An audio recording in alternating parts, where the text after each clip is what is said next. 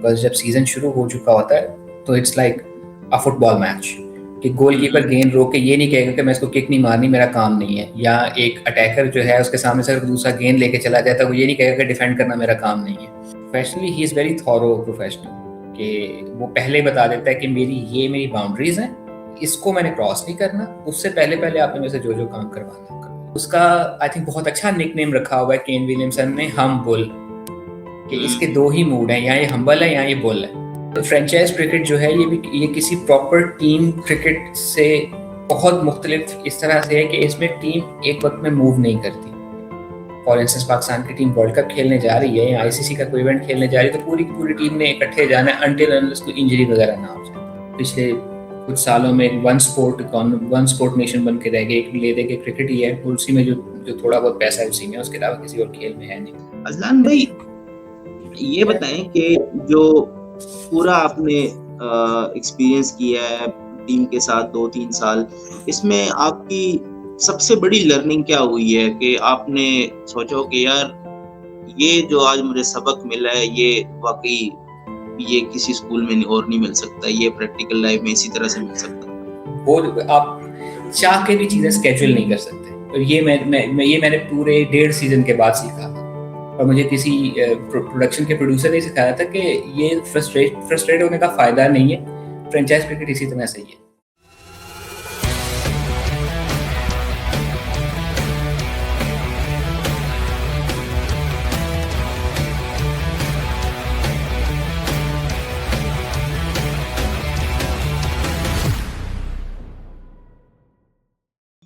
अस्सलाम वालेकुम and welcome back to cricket conversations powered by Pak passion.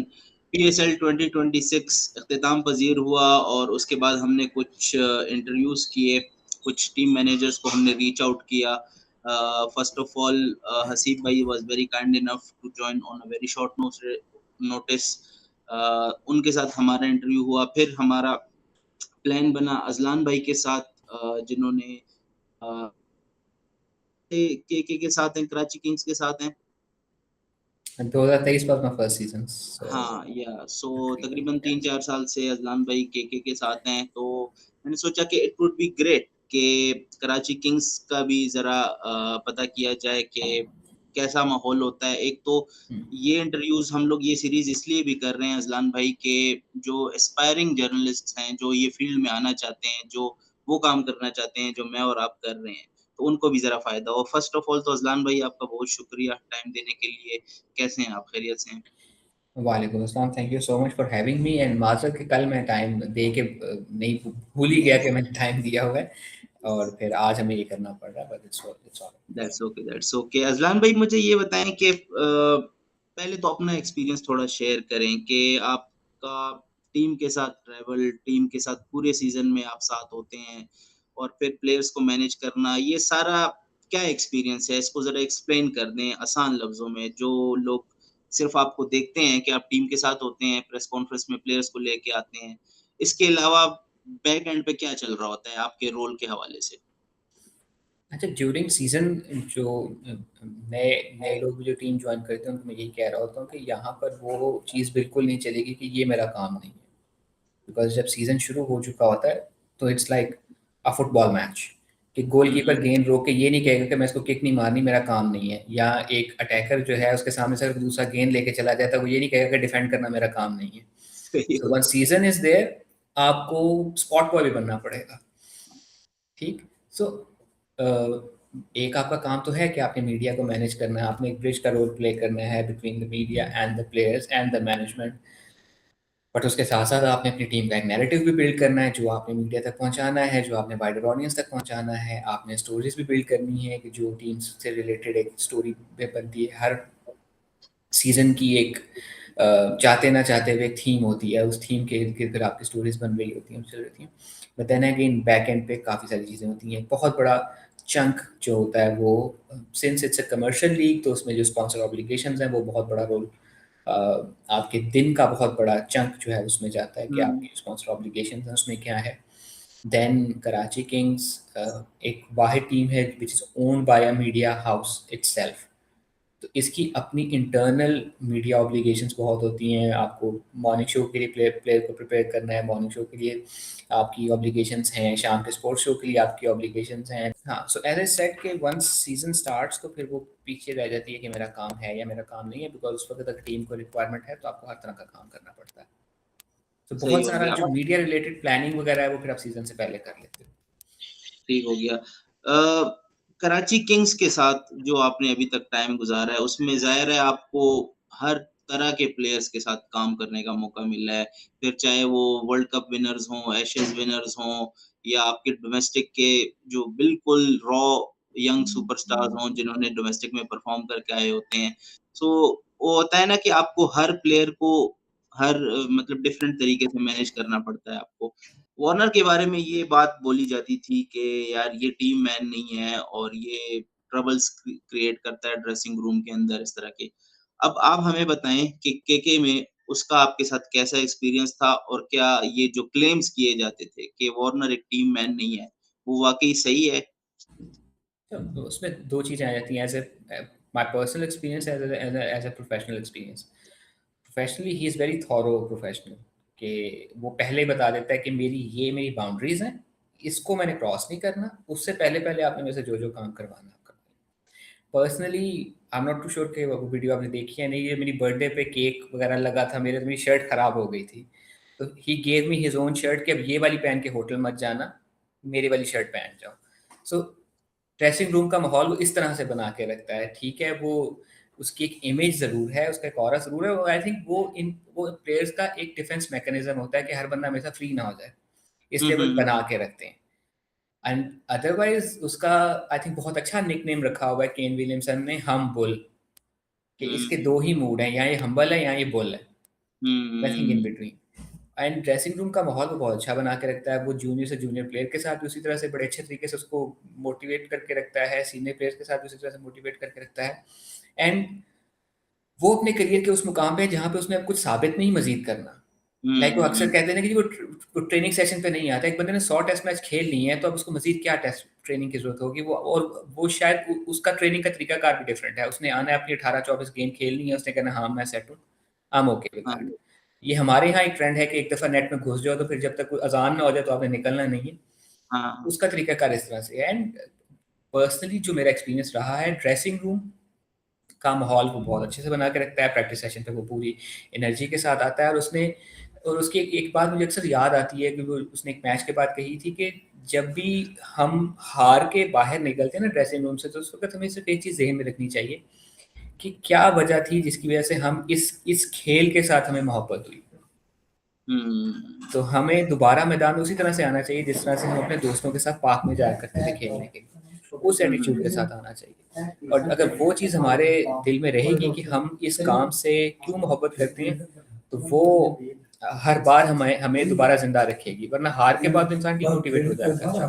तो इस तरह से वो अपने तजर्बात से, अपनी बातों से टीम को उठा के रखता है। And he is a proper leader. सही हो गया। जो पीएसएल जब जैसे ही स्टार्ट होता है तो हम देखते हैं कि एक्टिविटीज़ शुरू हो जाती हैं, चाहे वो फिर अराइवल्स होती हैं प्लेयर्स की या फिर दूसरी चीज़ें होती हैं। तो इन मामलात के बारे में थोड़ा-सा बताएँ कितना हेक्टिक होता है इसको मैनेज करना? कि हम देख रहे थे कि रात के 2 बजे जो है वो कोई ऑस्ट्रेलियन प्लेयर जो है वो लैंड हो रहा है तो उसको जो है ना वो ज़ाहिर है एक सोशल मीडिया की गेम भी बना बना के रखनी है, हम सब उसी फ़ील्ड से ताल्लुक़ रखते हैं। तो ये जो एक मामला होता है जो में कुछ भी आप एक्सपेक्ट कर सकते हैं बेसिकली जैसे आपने अपने शुरू वाले स्टेटमेंट में बोला, तो उसको ज़रा अगर थोड़ा-सा डीपली आप बताएँ कि क्या-क्या मामलात होते हैं जिसके लिए अगर कोई यंगस्टर आना चाहे तो वो मेंटली उसके लिए तैयार हो? सो फ्रेंचाइज क्रिकेट जो है हाँ। वो किसी टीम क्रिकेट से टूर्नामेंट से फ़र्क इस तरह से है कि टीम टूर्नामेंट्स में टीमें इकट्ठे ट्रैवल करती हैं। फॉर एग्जाम्पल पाकिस्तान की टीम अगर वर्ल्ड कप खेलने जा रही है, एक ही दिन जाएगी। उनका उनकी मीडिया एक्टिविटीज़ एक साथ प्लान होंगी, इकट्ठे एक फोटो शूट पे जाएंगे, उसके बाद उनका कंटेंट डे होगा, कंटेंट रिकॉर्ड होगा, and they are done. Franchise cricket में हर खिलाड़ी डिफरेंट जगहों से आ रहा है और फिर आपका एक वक्त में कंटेंट डे नहीं हो सकता। हुँ, कुछ खिलाड़ी पहले आ जाते हैं, कुछ बाद में आ जाते हैं। तो हम कोशिश यही होती है कि जी आपने अपना जो फ़ोटो शूट दे रखा है उसमें मैक्सिमम खिलाड़ी हो जाएँ, बट नहीं हो पाते। समटाइम्स होता है कि खिलाड़ी आया है और उसको हमने फोटोशूट पे ले गए हैं, लेकिन वो सिर्फ फोटोशूट के लिए तैयार था, वो अपने कंटेंट के लिए रेडी नहीं था, because he was to tired for that. तो फिर उन चीज़ों को अलाइन करना था। और उसमें फिर ऑब्वियसली आपको, जैसे मैंने कहा कि आपको फिर एक यूनिट के साथ चलना पड़ता है। You need to have a very good relationship with your assistant manager, with your liaison officer, जो आपको बताता रहे कि किस वक्त कौन सा खिलाड़ी आ रहा है, उसकी क्या अवेलेबिलिटी है, उसने किस वक्त आना है। और फिर दिन अपना उस हिसाब से प्लान करते थे कि 3 बजे फलां की फ़्लाइट लैंड कर रही है, तो एयरपोर्ट से यहाँ तक आने में उसको 1.5 घंटा लगेगा, इतनी देर में हम लोग रेडी हो जाएँ। और इस तरह से पूरा दिन फिर प्लान कर रहे होते थे। देन हमारा मीडिया डेज भी फिर इसी तरह से ही होते हैं। और फ्रेंचाइज क्रिकेट में तो ऐसा है कि आपके मीडिया डे आखिरी दिन तक चल रहे होते हैं। किसी का कोई पीसीबी की ऑब्लिगेशन रह गई, किसी की कोई डिजिटल की ऑब्लिगेशन रह गई, जो कंटेंट रिकॉर्ड होना था मैच से पहले, जो स्टूडियो शो में आप फीचर्स देखते हैं वो रिकॉर्ड होने का कोई एक आधा रह गया, तो वो रिकॉर्ड हो जाते हैं। तो ये सिलसिला जो है वो चलता रहता है। सो उसमें ऑब्वियसली वो आप चाह के भी चीज़ें स्केड्यूल नहीं कर सकते। और ये मैंने पूरे 1.5 सीजन के बाद सीखा था। और मुझे किसी प्रोडक्शन के प्रोड्यूसर ने सिखाया था कि ये फ्रस्ट्रेट होने का फ़ायदा नहीं है, फ्रेंचाइज क्रिकेट इसी तरह से ही है। अजलान भाई, जो एक तो मैं आपसे आपकी लर्निंग के बारे में पूछूँगा कि आपकी सबसे बड़ी लर्निंग क्या रही है इस पूरे पीरियड में, वो उस पे हम आएँगे। लेकिन पहले ज़रा मैं एक और सवाल आपसे पूछना चाह रहा हूँ कि जो बहुत सारे यंगस्टर्स हमें रीच आउट करते हैं, हमसे पूछते हैं कि यार अ, हम लोग इस फ़ील्ड में आना चाहते हैं, मैं भी आपकी तरह प्रेस बॉक्स में बैठ के पूरा दिन टेस्ट मैच देखना चाहता हूँ। मैं भी चाहता हूँ कि मुझे जो है वहाँ पे चाय-पानी भी मिले, मुझे रोटी भी मिले और ये बड़ी अच्छी जॉब है कि आप टेस्ट मैच देखो और उसके लिए जो है ना आपको सब कुछ अवेलेबल भी हो, आपको पैसे भी मिल रहे हैं क्रिकेट देखने के, तो हम भी ऐसा करना चाह रहे हैं।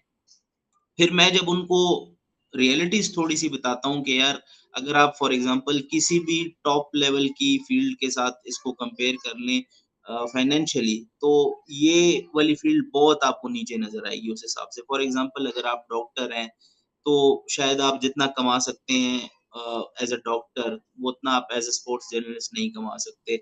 सेम गोज़ फॉर क्या आप वकील हैं या इंजीनियर हैं या साइंटिस्ट हैं या जो भी हैं। तो सॉफ्टवेयर इंजीनियर हैं बेसिकली आजकल जो आईटी का भी एक रेवोल्यूशन है, तो बहुत ज़्यादा लोग जो हैं वो गेमिंग और सॉफ्टवेयर इन चीज़ों की तरफ भी जा रहे हैं।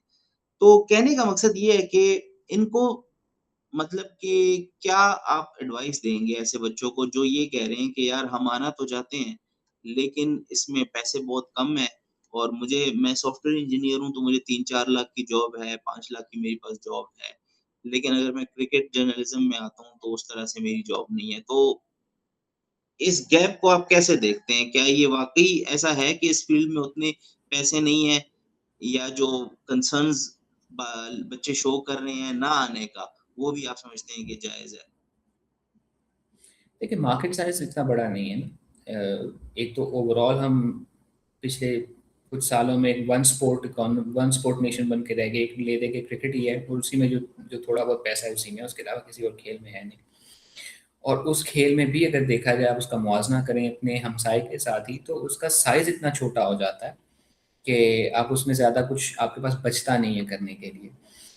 इंटरनेशनली भी अगर देखा जाए तो क्रिकेट मुकाबला किया जाए अगर फुटबॉल के साथ या किसी या एनबीए के साथ, एनएफएल के साथ, तो शायद उस किस्म का पैसा नहीं है क्रिकेट के अंदर, अगर इंटरनेशनली भी देखा जाए।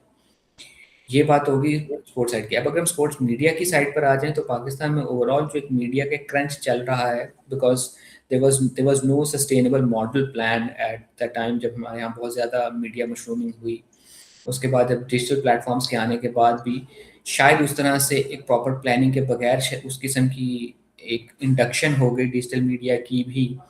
कुछ बेंचमार्क सेट नहीं हुए हैं जो भी, और वो भी एक फैक्टर है। तो अगर आपने वो बात वही की ना कि एक डिस्पैरिटी हमेशा रहेगी, बिकॉज़ मार्केट साइज़ छोटी है, उस छोटी मार्केट साइज़ के अंदर एक ही खेल है, फिर उसके अंदर वो खेल इटसेल्फ स्ट्रगल कर रहा है स्पॉन्सरशिप के लिए, बिकॉज़ मॉडल है ये कि आपने स्पॉन्सरशिप के थ्रू पैसे कमाने हैं। अब उसके बाद अगर आप एक्सपेक्ट करें कि इस पैशन में आने के बाद आपको उस किस्म के ही पैसे मिलेंगे जिस किस्म के पैसे आप एक प्रोफेशनल जॉब से कमा रहे हैं, तो वो बहुत मुश्किल हो जाएगा।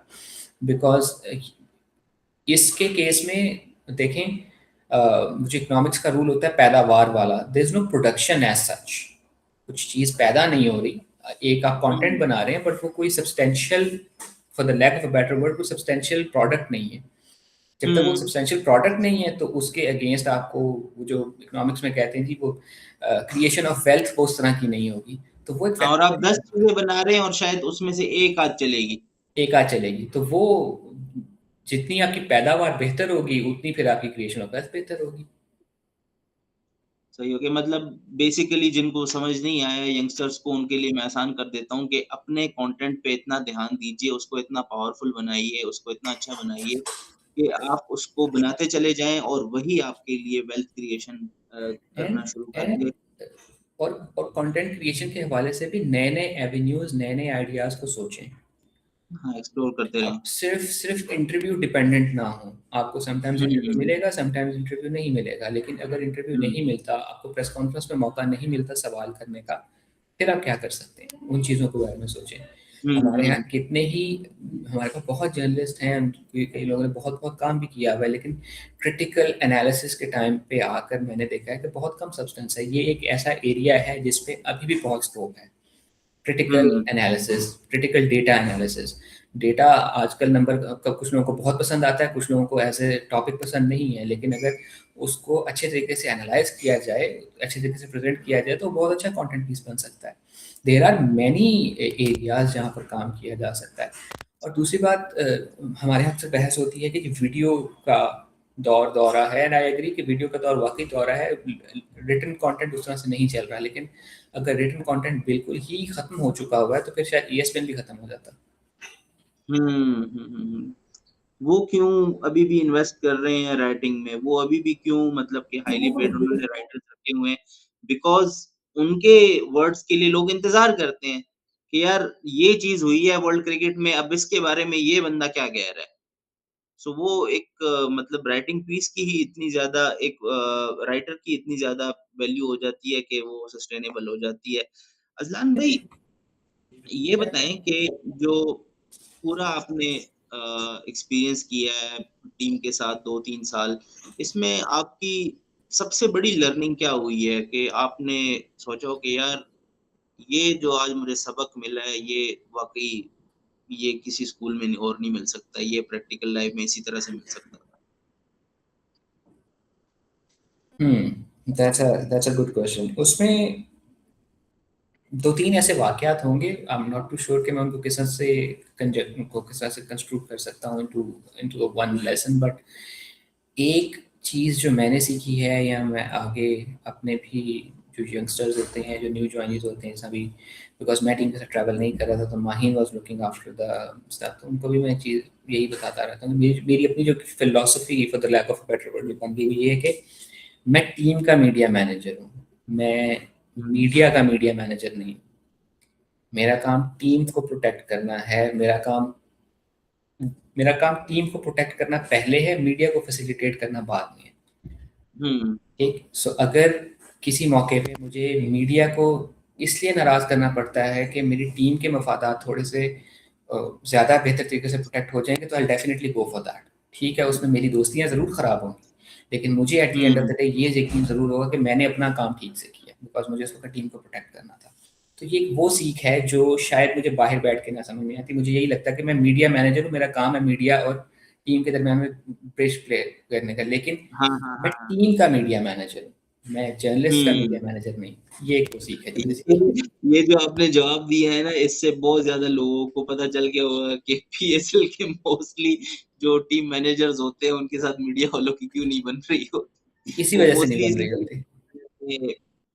बाज़ औक़ात ये होता है कि हमारे जो मीडिया के दोस्त यार हैं, वो थोड़ी-सी अनरियलिस्टिक सी डिमांड्स कर देते हैं और थोड़ा-सा मतलब ज़्यादा तंग करना शुरू कर देते हैं, या कुछ उनके सवालात बहुत से बेतुके होते हैं। तो अज़लान भाई, इस बारे में थोड़ा-सा बताएँ कि अ, अभी हमने देखा कि पीएसएल अभी-अभी हुआ, और इवन जब से स्टार्ट हुआ है, तो पाकिस्तान में जब से पीएसएल रेगुलरली हो रहा है, आई गेस 2020-21 के बाद से, जो प्रेस कॉन्फ्रेंस के अंदर सवालात पूछने की जो एक आप कह लें कि क्वालिटी है, उसमें कितनी बेहतरी की गुंजाइश है, आप समझते हैं? ज़्यादा अच्छा सवाल होता है कि इसमें कितनी बेहतरी आई है, तो मैं कहता बेहतरी नहीं कितनी आई है, बेहतरी मुझे आई फील है? होता है कि तनज़्ज़ुली का ही शिकार है। अच्छा। अ, देखिए 2-3 चीज़ें हैं। एक थोड़ा मीडिया को भी शायद समझना होगा कि ओवरऑल एक मैच होने के बाद मीडिया मैनेजर की क्या-क्या उस वक़्त रिक्वायरमेंट्स या ड्यूटीज़ होती हैं। सिर्फ़ एक प्रेस कॉन्फ्रेंस के लिए प्लेयर लाना ही मीडिया मैनेजर की उस वक़्त ड्यूटी नहीं होती। अगर आप मैच जीते हैं ना तो फिर आपकी ड्यूटी ज़्यादा मुश्किल हो जाती है। आपको 3 से 4 खिलाड़ी प्रेजेंटेशन सेरेमनी में एंगेज करने हैं। उसमें से आपके 2 खिलाड़ियों का इंटरव्यू होगा, आपके कैप्टन का इंटरव्यू होगा, आपके प्लेयर ऑफ द मैच का इंटरव्यू होगा। उसके फ़ौरन बाद पीसीबी की अपनी कुछ ऑब्लिगेशंस होती हैं डिजिटल के लिए, तो आपको कुछ प्लेयर्स उनको देने हैं। देन समटाइम्स होता ये है, इस दफ़ा शायद नहीं था, बट आपकी कोई स्पॉन्सर ऑब्लिगेशन होती है, तो आपने उस स्पॉन्सर ऑब्लिगेशन के लिए प्लेयर अवेलेबल करने हैं। देन स्टूडियो शो है, और इस दफ़ा 2 स्टूडियो शोज़ थे, तो आपको एक उर्दू के लिए प्लेयर देना था, एक इंग्लिश के लिए प्लेयर देना था। अब तक मैंने शायद गिनती नहीं की, लेकिन ये 7 खिलाड़ी आपके अब तक खप चुके हैं। उसके बाद आपके पास एक 8वां खिलाड़ी या कोच बचता है जिसको आप प्रेस कॉन्फ्रेंस में लेके जाते हैं। और उसमें फिर आगे अगर सहाफ़ी ये कह दें कि ये आप किसको ले आए हैं, किसी परफॉर्मर को ले आए हैं, तो ये चीज़ आप प्लेयर के सामने उसको नहीं कह सकते। ये थोड़ी बदमज़गी का एलिमेंट आ जाता है। ठीक है, आपको प्लेयर पसंद नहीं है, आप उससे सवाल मत करें, लेकिन आप उसको वहाँ पर प्रेस कॉन्फ्रेंस में सबके सामने सिर्फ इसलिए नहीं कह सकते कि वो आपकी टेरिटरी है कि ये आप किसको ले आए, किसी परफॉर्मर को लेके आए। और ये चीज़ इस दफ़ा भी हुई है, ये चीज़ पहली पीएसएल में भी हुई थी। तो अगर देखा जाए तो 10 साल में ये चीज़ तो नहीं बदली।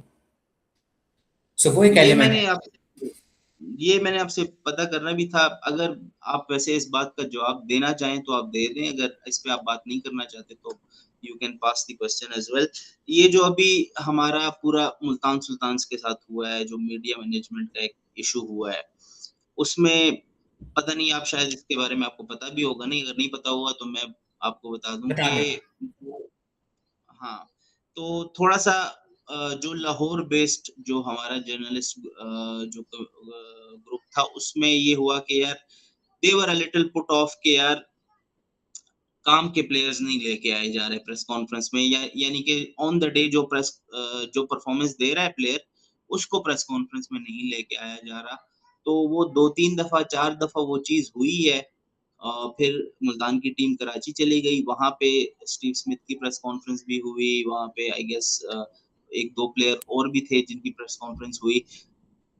तो कराची जाने से पहले ही लाहौर का जो मीडिया था, उन्होंने इस चीज़ को एक तरह से मुल्तान की प्रेस कॉन्फ्रेंस को, आपने देखा होगा लास्ट जो इस्माइल भुट्टो की प्रेस कॉन्फ्रेंस हुई है, उसको बायकॉट कर दिया था। यानी कि अगर 30 लोग हैं तो 15-16 लोगों ने बायकॉट कर दिया था उसको, और हार्डली कोई 2-3 सवाल पूछे गए थे। फिर उसके बाद मुल्तान के आखिरी मैच में ने माइक स्मिथ को लेके आए थे, उसमें मैं मौजूद था उस प्रेस कॉन्फ्रेंस में, उसमें भी बायकॉट चल रहा था।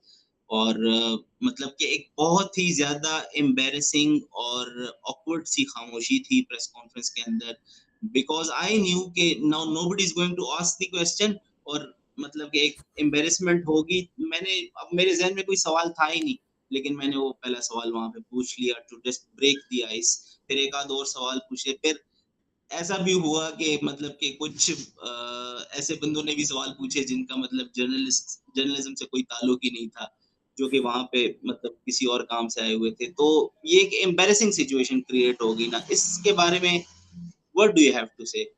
एक प्रेस कॉन्फ्रेंस में मैंने ही सवाल किया था, बिकॉज़ कोई सवाल हो नहीं रहा था, तो मैंने ही अपने लाए हुए मेहमान से सवाल कर लिया था कि मैं शुरू कर देता हूँ, पहला सवाल मेरी तरफ से लेंगे।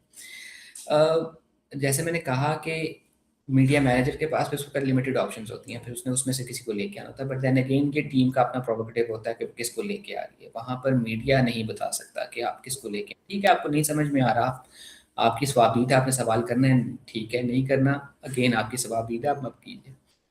हाँ, उसमें आप ये नहीं कह सकते कि ये किसको ले आए हो आप। जब आप डिक्टेट करने पे आएँगे तो फिर टीम कहेगी ठीक है, फिर अपना करें। अब आप ये देखें ना, मैं मतलब मेरी बात का शायद सख्त लगे या उसका गलत मतलब निकल आए। टीम्स अब उस तरह से प्रेस कॉन्फ्रेंसेस पे डिपेंडेंट नहीं है जिस जिस तरह से आज से लेट्स से 20 साल पहले हुआ करती थी। हम्म, ठीक है? अब दैट्स अ गुड पॉइंट, हर या टीम सिर्फ स्पोर्ट्स टीम नहीं है, हर टीम एक मीडिया कंपनी भी है। हाँ, जैसे होल जो केस कि स्टडी, मैनचेस्टर यूनाइटेड हारते हाँ, हुए भी इतना बेहतरीन क्लब क्यों है? बिकॉज़ वो एक बहुत तगड़ी मीडिया कंपनी है। यस। सो मुझे अगर अपना पैगाम लोगों तक पहुँचाना है, आई थिंक प्रेस कॉन्फ्रेंस से ज़्यादा बेहतर होगा कि मैं अपने सोशल मीडिया के ऊपर वो पैगाम डाल दूँ। उसको ज़्यादा हम्म। ऑडियंस देखेगी।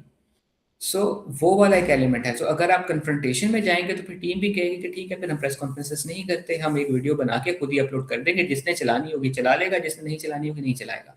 अब हाँ। उसमें मीडिया के एंड पे भी एक दो धारी तलवार आ जाती है। बहुत सारे मीडिया हाउसेस या चैनल्स ऐसे भी हैं जो पार्टनरशिप पे होते हैं। हम्म। ठीक है, आपका मैं बतौर सहाफ़ी बायकॉट कर देता हूँ कि जी मैंने नहीं करनी इनकी प्रेस कॉन्फ्रेंस कवर।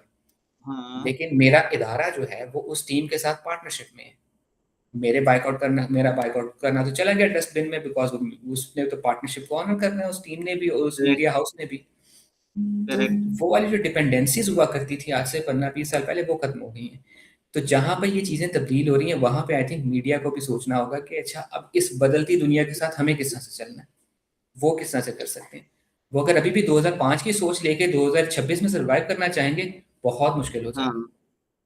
नहीं, ये थोड़ा-सा मेरा इस पे पर्सनल ओपिनियन ये था कि अज़लान भाई देखें, मेरे ख़्याल से जब हम कज़ाफ़ी के अंदर एंटर होते हैं ना, जब हम जा रहे होते हैं, जब क्राउड अलाउड होता है पीएसएल में या किसी भी अच्छी इंटरनेशनल सीरीज़ में, तो आपको पता होता है कि यार ये 40,000 बंदा मेरे साथ अंदर जा रहा है, ठीक है? अब आपको साथ में ये भी पता है कि यार मेरे गले में कार्ड है और ये 40,000 बंदा बाहर धूप में बैठेगा, मैं जाके एसी में बैठूँगा, मुझे खाना-पीना, रोटी सब मिलेगा और फिर एट द एंड मैं किसी भी प्लेयर से सवाल करने को प्रिविलेज समझता हूँ या कोई कोच है या कोई भी है। ये मेरे लिए एक प्रिविलेज है, एक ऑनर है कि यार मुझे मौका मिल रहा है, वो जो बाहर 40,000 बंदा सिर्फ मैच देखने आया है, उनको ये अपॉर्च्युनिटी नहीं हासिल कि यार वो सवाल कर सकें किसी से। मेरे पास ये इख्तियार है कि कप्तान अगर आता है तो वो मैं उससे पूछ सकता हूँ कि यार ये तुम गलती की है यहाँ पे, नहीं की, कैसे? तो कुछ भी मैं पूछ सकता हूँ एक तमीज़ और इख़्लाक़ के दायरे में रहते हुए। लेकिन उस चीज़ से ही अपने आप को मतलब कि इनकारी हो जाना कि यार हम बायकॉट करते हैं, ये तो मेरे मेरे ख़्याल से एक तरह से आप कह लें कि जर्नलिज़्म की तौहीन ही कहूँगा मैं इसको। जैसे मैंने कहा ना कि शायद बायकॉट एक बहुत स्ट्रॉन्ग टूल था, ज़्यादा भी नहीं। मैंने आखिरी जो बायकॉट देखा हुआ है अपनी लाइफ में वो शायद 2016-17 में देखा था। किसी प्रेस कॉन्फ्रेंस के दौरान ही क्या सहाफ़ियों ने कहा था कि हम कवर नहीं करते, we were fine with that कि ठीक है अब आपकी सलाह दी था, आप नहीं करना चाहते। बट देखें बहुत बड़ा गेम चेंजर जो था ना वो था कि 2016 में जब फेसबुक ने आपको एबिलिटी दे दी गई, जिस किसी के पास भी एक सर्टेन नंबर ऑफ फॉलोअर्स हैं वो अपने पेज के ऊपर अपनी चीज़ को लाइव स्ट्रीम कर सकता है। तो वहाँ पर प्रेस कॉन्फ्रेंस का मीडियम तब्दील हो काफ़ी हद तक तब्दील हो गया। मैं बजाय वाया सहाफ़ी लोगों तक जाता या वाया टीवी चैनल लोगों तक जाता, मेरे फेसबुक पेज के थ्रू लोग लाइव स्ट्रीम पे मेरी प्रेस कॉन्फ्रेंस देख रहे थे, जो सवाल जवाब होते लाइव देखते। वो बहुत बड़ा गेम चेंजर था और उसके बाद फिर चीज़ें तब्दील होनी शुरू हुई। फिर एक वो टाइम भी आया कि खुद ही, और बिफोर कोविड ही आया कि जब पीसीबी ने, इस वक्त मैं खुद चूँकि पीसीबी में था तो उस प्रोसेस का मैं हिस्सा था कि पीसीबी ने आहिस्ता-आहिस्ता कैमरामैन का मैं ये नहीं कहूँगा दाखिला बंद कर दिया था for the press conference, but उसमें कहा गया था कि हम आपको फैसिलिटेट कर देंगे विद फुटेज, तो आप लोगों को एडिशनल मैन फोर्स लाने की ज़रूरत नहीं है, बिकॉज़ हमारे पास इतनी जगह नहीं होती है इन लाहौर के, जितना मर्ज़ी बड़ा प्रेस कॉन्फ्रेंस हॉल कर लें, जितने हमारे यहाँ सहाफ़ी हज़रात हैं, देन अगर वो साथ अपने वीडियो जर्नलिस्ट को भी लेके आते हैं तो वो जगह कम पड़ जाती है, तो उसको इस तरह से फैसिलिटेट करना शुरू किया था। देन एक टाइम पे दोबारा उनको जहाँ मौका मिलता है वहाँ पर हम कैमरामैन भी अलाउ कर दिए जाते हैं। तो जब टेक्नोलॉजी का सबसे बड़ा फ़ायदा ये होता है ना कि ये टेक्नोलॉजी बड़ी जमहूरियत पसंद होती है, बिकॉज़ वो सबको फिर एक तरह से ट्रीट करने लग जाती है। अब एआई का इस्तेमाल करके मैं भी उतना ही अच्छा काम कर सकता हूँ जितना कोई और इंसान कर सकता है, बिकॉज़ मुझे उसको इस्तेमाल अच्छे तरीके से करना आना चाहिए ना, मुझे तो उसने एक टूल दे दिया। सो माफ़ी चाहूँगा। तो जब आपको यूट्यूब और फेसबुक ने लाइव स्ट्रीमिंग का टूल दे दिया, तो फिर आपके पास था कि अब आप उसको कितने अच्छे तरीके से इस्तेमाल करके अपनी चीज़ों को बेहतर कर सकते हैं। सो वो जो एक एलिमेंट था कि पहले क्रिकेट टीम है तो वो क्रिकेट टीम है, क्रिकेट बोर्ड है तो वो क्रिकेट बोर्ड है, and they are dependent on media कि वो उनकी आवाज़ लोगों तक पहुँचा सके। पहले तो एक वो दौर भी था कि सहाफ़ी टीम के साथ ट्रैवल किया करते थे कि टू कवर द टूर्नामेंट, लेकिन अब टीम का जो सोशल मीडिया मैनेजर है या मैनेजर है वही आपको सारी अपडेट्स थ्रू व्हाट्सएप को प्रोवाइड कर रहा होता है, तो डायनामिक्स बहुत तब्दील हो गए हैं। एंड जैसे मैंने कहा कि अब टीम सिर्फ एक स्पोर्ट्स टीम नहीं रही, वो एक मीडिया कंपनी भी बन गई है। तो और अगर बाय डेफिनेशन देखा जाए अगर वो मीडिया कंपनी है तो फिर एक और टीवी चैनल उसका एक हद तक राइवल तो हुआ, ठीक है टीवी और अखबार की बुनियाद पर नहीं हुआ, लेकिन डिजिटल के मैदान में तो वो राइवल हो गए एक दूसरे के। तो वो कितने फैसिलिटेट करेगा अपने राइवल को। बिल्कुल, बिल्कुल ऐसा ही है। आई होप देखने वाले जितने भी हमारे एस्पायरिंग जर्नलिस्ट हैं, जितने भी लोग इस फील्ड में आने का सोच रहे हैं, उनको देख के काफ़ी मज़ा भी आया होगा और काफ़ी इन्फॉर्मेटिव भी रही होगी हमारी कन्वर्सेशन। अज़लान भाई, आपका भी ज़्यादा टाइम ले लिया है हमने, माफ़ी चाहूँगा उसके लिए, लेकिन थैंक यू सो मच और इंशाल्लाह नेक्स्ट पीएसएल में फिर आपको हम दोबारा तंग करेंगे इंशाल्लाह। कि इंटरव्यू दे दें और ये दे दें। फिर हमारा भी वो जर्नलिज्म वाला थोड़ा-सा कीड़ा निकल आएगा, हम भी आपको दोबारा-दोबारा मैसेज करते रहेंगे। No worries. Thank you so much Azlan भाई, बहुत बहुत शुक्रिया शुक्रिया। गाइस आपका भी and subscribe to Pak Passion and इंशाल्लाह I will see you in the next one. Take care, अल्लाह हाफ़िज़।